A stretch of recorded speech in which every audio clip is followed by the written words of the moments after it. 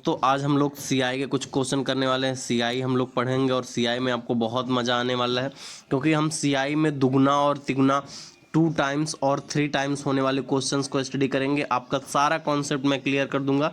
इस क्वेश्चंस के माध्यम से आप सारी चीज़ें जान जाएंगे कि जो डबल हो रहा है, ट्रिपल हो रहा है, कितने साल में कितना गुना होगा, सारी बातें आप बहुत अच्छे तरीके से कर पाएंगे। तो चलिए शुरू करते हैं। पहला क्वेश्चन आपको दिख रहा है, कह रहा है कि भाई if a sum of money becomes double of itself in 6 year at CI, मतलब कोई कंपाउंड इंटरेस्ट है तो उससे 6 साल में कोई धन अपने का दुगना हो जा रहा है, then in how many year it will become 8 time. मतलब दुगना हो रहा है 6 साल में, दुगना हो रहा है 6 साल में, तो 8 गुना कितने साल में होगा, इसके बारे में हमें बात पूछिए।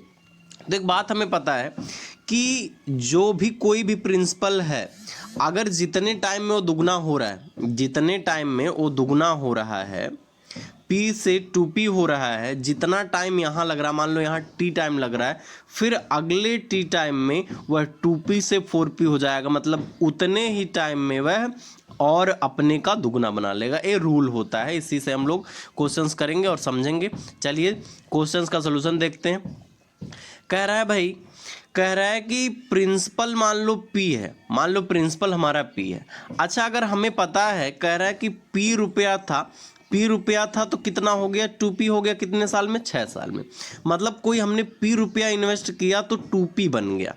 अब यहाँ से समझनी बात, अगर P रुपया 6 साल में 2P बन गया तो नेक्स्ट 6 साल में फिर ये धन दुगना हो जाएगा कि नहीं भाई? क्योंकि भाई जब यहाँ दुगना हो रहा था 6 साल में, तो यहाँ भी तो दुगना 6 साल में होगा। क्लियर कि नहीं? फिर अब 4P बन गया, 2P था तो 4P बन गया। अब फिर 8P बनाना है, फिर दुगना कर दो भाई, 8P बनाना है, फिर दुगना कर दो। कितने साल लग जाएंगे? 6 साल और लग जाएंगे। मतलब 6 साल यहाँ लगे, 6 साल यहाँ लगे और 6 साल यहाँ लगे। कुल कितने साल हो गए भाई? 6 + 6 + 6 18 साल हो गए। मतलब 18 साल में ये पूरा का पूरा धन 18 साल में कितना हो जाएगा? 8 टाइम्स हो जाएगा। ये बात समझ में आई होगी आपको। P से 2P हुआ, मतलब दुगना हुआ 6 साल में। नेक्स्ट 6 साल में क्या होगा? फिर 2P से 4P होगा, दुगना होगा। नेक्स्ट 6 साल में क्या होगा? फिर 4P से 8P होगा, दुगना हो जाएगा। कितने साल लगे? 6 6 6 18 साल लगे। कितने टाइम्स होने में? 8 टाइम होने में। मतलब P से 8P हो गया, 8 टाइम्स ही तो हुआ। बात समझ में आई कि नहीं आई भाई? 18 साल लग गए। इसका एक अप्रोच और है, उसको हम बड़े आसानी से कर सकते हैं। जैसा कि हम अगर इसको करना चाहें तो एक शॉर्ट ट्रिक भी है, इससे कर सकते हैं। जैसे हमें कह रहा है क्वेश्चन की 2P हुआ, मतलब सॉरी 2 टाइम्स हुआ, मतलब 2 गुना हुआ, डबल हुआ है 6 साल में, दुगना हुआ है 6 साल में, दुगना हुआ है। तो क्या करो, आप इस चीज़ को डायरेक्टली लिख लो कि 2 टाइम्स हुआ 6 साल में, और हमें करना कितना भाई? 8 टाइम्स करना है। अब ये जो 8 टाइम्स जितना टाइम्स करना है ना, उसको इसके पावर के फॉर्म में लिख दो। जैसे 8 गुना करना था हमें, 8 गुना हमें करना था, हमने क्या किया? 2 के पावर के फॉर्म में 8 को लिखा। अब 2 के पावर के फॉर्म में लिखा तो पता चला 2 के पावर 3 आ गया, और 2 पे पावर 3 आ गया। जो 3 आया है उसको नंबर ऑफ ईयर से मल्टीप्लाई कर देंगे, हमारा आंसर हो जाएगा। नंबर ऑफ ईयर कितने साल में हो रहा था? 6 साल में हो रहा था। 6 × 3 18 हो जाएगा। ये बात आप फिर से समझिए। जैसे दुगना हो रहा था 6 साल में, 6 साल को हमने लिखा, अभी इसका यूज करेंगे। फिर कितने गुना करना था? 8 गुना करना था। तो ये जितने गुना करना था ना, उसको इस 2 के पावर के फॉर्म में लिख लिया, और जो पावर वाला आया, जो पावर आया, उसको हमने क्या कर लिया?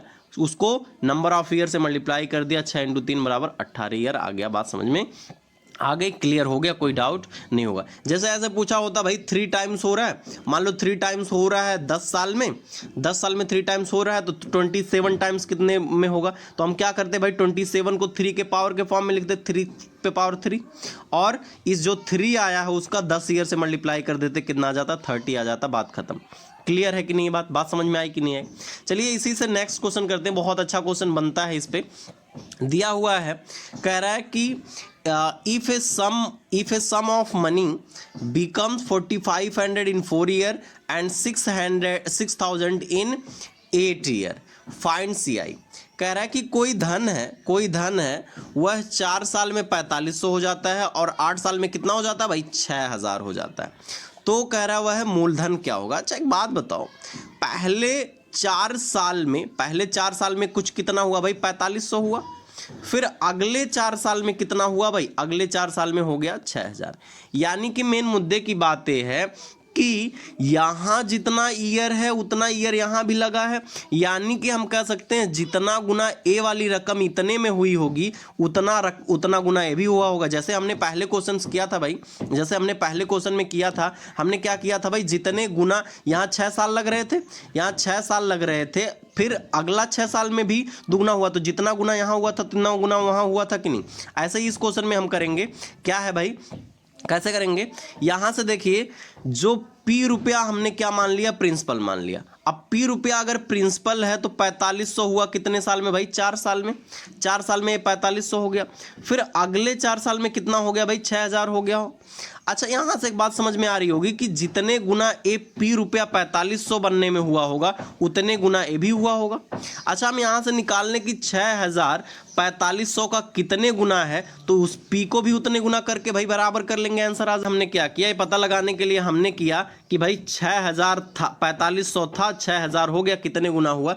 जैसे 50 रुपया है, अगर 100 रुपया हो जाए तो कितने गुना होगा, ये पता लगाने के लिए हम 100 डिवाइड बाई 50 कर लेते हैं, 2 गुना आ जाता है भाई। यानी कि जितना हो गया है उसको डिवाइड बाई पहले वाले से कर लो, जितने गुना हो आ जाता है। तो हमने क्या किया, 6000 को 4500 से डिवाइड किया और पता चला कितना आ गया भाई, 4/3 टाइम्स है। मतलब ये जो 4500 था 4 साल में 4/3 टाइम्स हो रहा था, तो ये भी तो 4/3 टाइम्स होना चाहिए भाई। अगर ये 4/3 टाइम्स हो रहा है तो इसको भी 4/3 टाइम होना पड़ेगा।